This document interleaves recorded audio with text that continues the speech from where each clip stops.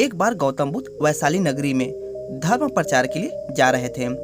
जब वे नगरी के बीचों बीच से गुजर रहे थे तो उन्होंने देखा कि कुछ सैनिक तेजी से भागती हुई एक लड़की की पीछा कर रहे हैं। वह डरी हुई लड़की कुएं के पास जाकर खड़ी हो गई। वह हाँफ रही थी और प्यासी भी थी। बुद्ध ने उस बालिका को अपने पास बुलाया और कहा कि वह उनके लिए कुएं से पानी निकालें, स्वयं भी पिए और उन्हें भी पिलाएं।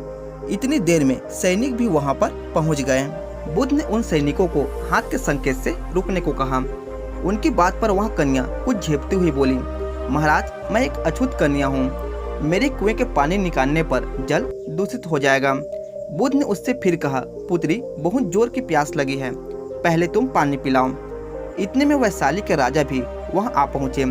उन्होंने बुद्ध को नमन किया और सोने के बर्तन में केवड़े और गुलाब के सुगंधित पानी पीने के लिए पेश किया, लेकिन बुद्ध ने उसे लेने से इनकार कर दिया। बुद्ध ने एक बार फिर बालिका से अपनी बात दोहराई, लेकिन इस बार बालिका ने साहस बटोरकर कुएं से पानी निकालकर स्वयं भी पिया और गौतम बुद्ध को भी पिलाया। पानी पीने के बाद गौतम बुद्ध ने बालिका से भय का कारण पूछा। कन्या ने बताया, मुझे संयोग से राजा के दरबार में गाने का अवसर मिला था।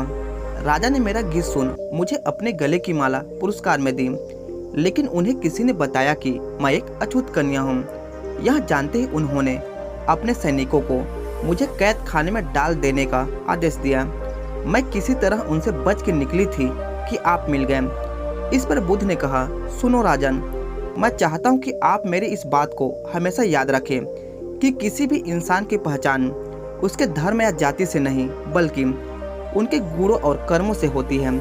जिस बालिका के मधुर कर्ण से निकले गीत का आपने आनंद उठाया, उसे पुरस्कार दिया। जिसके कार्य इतने अच्छे हैं वह अशुद्ध हो ही नहीं सकती।